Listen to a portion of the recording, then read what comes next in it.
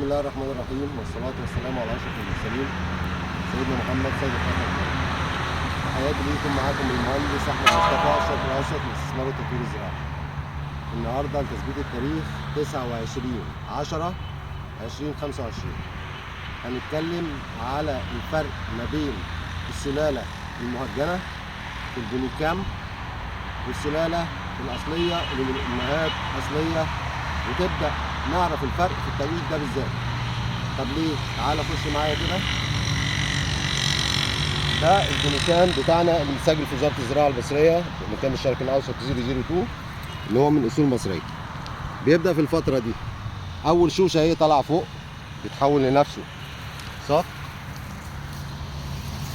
من أول للآخر تبدأ يتطلع عامل زي إيه؟ لأن إحنا قلنا إن ده فصيلة ما بين قصب السكر الأحمر والذرة العوجة، فبيبدأ يتحول للبقوليات دلوقتي. تبدأ أول دور، تعالى دقق معايا هنا، أدي ورقة تانية يطلع معاها الدور التاني، تالتة يطلع معاها الدور التالت، أدوار. تبدأ كل ورقة من هنا تخلف لي دور من الأدوار دي. نبدأ نقطع دي عشان نوضحها أكتر تبقى واضحة في الصورة. بص كده، ركز معايا. أدي ورقة أول لإيه؟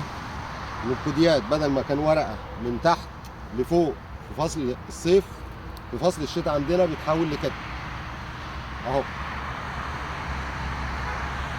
يطلع ورقة صغيرة جنبها العود بتاع البذرة، وورقة تانية تطلع جنبها برضو العود بتاع البذرة، الورقة التالتة وهكذا. طيب ازاي جمعها؟ بنبدأ بكل بساطة. شايف دي؟ أنا كل اللي أنا بعمله بروح جاي أعملها كده، طلعت فيه. أول ما يكتمل النمو أبدأ أعمل إيه؟ الحاجات اللي هي بتكتمل النمو كده.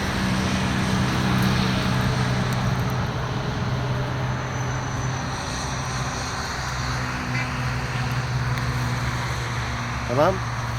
فبقى معايا إيه؟ مجموعة من البذور أهي، أحطها وأجففها. طيب أبدأ أخدها وأعملها في إيديا كده أهو، أكنها اتجففت، مرحلة التجفيف عدت. بص المنظر عامل إزاي؟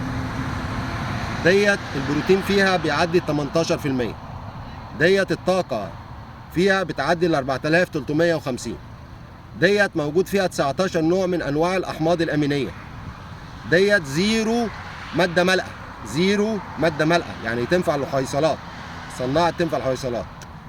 ديت مضادة للأكسدة، كنز بروتين وطاقة وأحماض أمينية، زيرو مادة مالئة. وأبدأ آخد الجزء ده لوحده، أفصله، أفرمه، بقى معايا فورج وبقى معايا بقوليات. عشان لما أقول إن أنا أقدر أعتمد على البونيكام المصري بنسبة 80% من الأعلاف بعد سنة من زراعته، هو ده. معاك في الشتاء مجموع خضري أوكي، ده هيتفرم لوحده، ومعاك بقوليات.